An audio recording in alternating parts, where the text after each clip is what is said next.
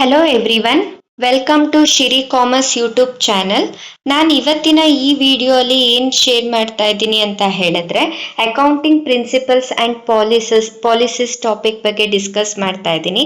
So ಈ topic very very important for your PGCET exams also, KSET and UGC NET exams also. So ಯಾರೆಲ್ಲ KSET NETಗೆ prepare ಆಗ್ತಿದ್ದೀರಾ ಅವರಿಗೂ ಈ ಟಾಪಿಕ್ಕಿಂದ ಕ್ವೆಶನ್ಸ್ ಕಂಪಲ್ಸರಿಯಾಗಿ ಒನ್ ಆರ್ ಟು ಕ್ವೆಶನ್ಸ್ ನಿಮಗೆ ಬರೋ ಅಂಥದ್ದು ಚಾನ್ಸಸ್ ಇರೋ ಅಂಥದ್ದು. ಸೊ ಇಲ್ಲಿ first accounting principles and policies, ಇದು ಯಾವುದ್ರ ಮೇಲೆ ಫಾರ್ಮ್ ಆಗಿದೆ ಅಂತ ಹೇಳಿದ್ರೆ ಗ್ಯಾಪ್. ಎಷ್ಟೊಂದು ಸತಿ ಇದು ರಿಪೀಟ್ ಆಗಿರೋ ಅಂಥದ್ದು. ನಿಮ್ಮ KSET ಆಗಿರ್ಬೋದು, UGC ನೆಟ್ ಎಕ್ಸಾಮ್ಸ್ನ ನೀವು ರಿವ್ಯೂ ಮಾಡಿದ್ರೆ ಕ್ವೆಶನ್ ಪೇಪರ್ಸ್ನ ಎಕ್ಸ್ಪ್ಯಾನ್ಷನ್ ಆಫ್ ಗ್ಯಾಪ್ನ ಕೇಳಿದ್ದಾರೆ, ನಂಬರ್ ಆಫ್ ಟೈಮ್ಸು ಕ್ವೆಶನ್ಸ್ ಬಂದಿದೆ. ಸೊ ಗ್ಯಾಪ್ದು ಫುಲ್ ಫಾರ್ಮ್ ಏನಂತ ಹೇಳಿದ್ರೆ generally accepted accounting principles. So ಇಲ್ಲಿ ಅಕೌಂಟಿಂಗ್ ಪ್ರಿನ್ಸಿಪಲ್ಸ್ನ ಟೂ ಟೈಪ್ಸಲ್ಲಿ ಕ್ಲಾಸಿಫೈಡ್ ಮಾಡ್ತೀವಿ. One is accounting concepts and another one is accounting conventions. So accounting concepts ಅಂತ ಹೇಳಿದ್ರೆ ಏನಂತ ಹೇಳಿದ್ರೆ what we are following from the tradition. So ನಾವು traditional ಇಂದ ನಾವು ಏನನ್ನ ನಾವು ಏನೆಲ್ಲ ಬೇಸಿಕ್ ಅಸಂಪ್ಷನ್ಸ್ ಅಥವಾ ಕಂಡೀಷನ್ಸ್ನ ಇಟ್ಕೊಂಡು ನಾವು ಫಾಲೋ ಮಾಡ್ತಾ ಇರ್ತೀವಲ್ಲ ಅದನ್ನ ನಾವೇನಂತ ಹೇಳ್ತೀವಿ, ಅಕೌಂಟಿಂಗ್ ಕಾನ್ಸೆಪ್ಟ್ಸ್ ಅಂತ ಹೇಳ್ತೀವಿ. ಅಕೌಂಟಿಂಗ್ ಕನ್ವೆನ್ಷನ್ಸ್ ಅಂತ ಹೇಳಿದ್ರೆ ಏನಂತ ಹೇಳಿದ್ರೆ accounting conventions. So accounting conventions ಅಂತ ಹೇಳಿದ್ರೆ ಏನಂತ ಹೇಳಿದ್ರೆ ನಾವೇನೆಲ್ಲ ಟ್ರೆಡಿಷನ್ ಆಗಿ ನಾವು ಫಾಲೋ ಮಾಡ್ತಾ ಇದ್ದೀವಿ ಅದನ್ನ ನಾವು ಅಕೌಂಟಿಂಗ್ ಕನ್ವೆನ್ಷನ್ಸ್ ಅಂತ ಹೇಳ್ತೀವಿ. ಅಗೇನ್ ಅಕೌಂಟಿಂಗ್ ಕಾನ್ಸೆಪ್ಟ್ಸ್ ಅಲ್ಲಿ 10 ಅಕೌಂಟಿಂಗ್ ಕಾನ್ಸೆಪ್ಟ್ಸ್ ಇದೆ. First one is business entity concept, money measurement concept, going concern concept, cost concept, dual aspect concept, accounting period concept, matching concept, realisation concept, accrual concept, and last one is objective evidence concept. And accounting conventions are consistency, full disclosure, convention of conservatism, convention of materiality. So first let us discuss the first concept, that is business entity concept. Under business entity concept, business is separated from the person who contribute capital to the business, or business is separated from its owner. So ಯಾರೆಲ್ಲ owners ಅಂತ ಹೇಳಿದ್ರೆ ಯಾರು ಬಿಸ್ನೆಸ್ಗೆ ಕ್ಯಾಪಿಟಲ್ನ invest ಮಾಡ್ತಾರೆ ಅವ್ರನ್ನ ನಾವು owners ಅಂತ ಹೇಳ್ತೀವಿ. So under this business entity concept ಬಿಸ್ನೆಸ್ಸೇ ಬೇರೆ, ಓನರ್ಸೇ ಬೇರೆ.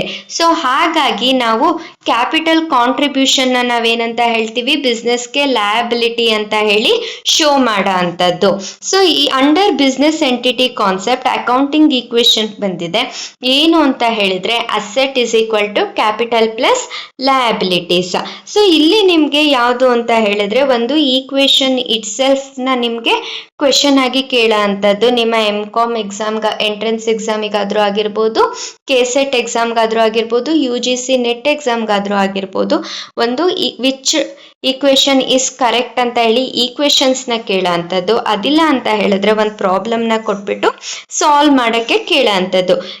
Let us see the problem. A company has an asset of rupees 1 lakh and the capital of rupees 60,000. Then what will be its liability? So A company ಅಲ್ಲಿ assets 10 lakh ಇದೆ, assets 1 lakh ಇದೆ, capital 60,000 ಇದೆ. Then liability ಎಷ್ಟು? So ಲಯಬಿಲಿಟಿನ ಹೇಗೆ calculate ಮಾಡ್ತೀರಾ? On this equation asset is equal to capital plus liability, then liability is equal to asset minus capital. So asset 1 lakh, capital 60,000 plus liability.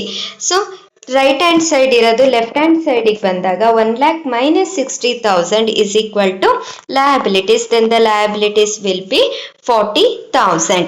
Then money measurement concept. So money measurement concept ಅಲ್ಲಿ this transaction tells that the business accounts has to be record only those transactions which is related to business and which can be expressed in terms of money.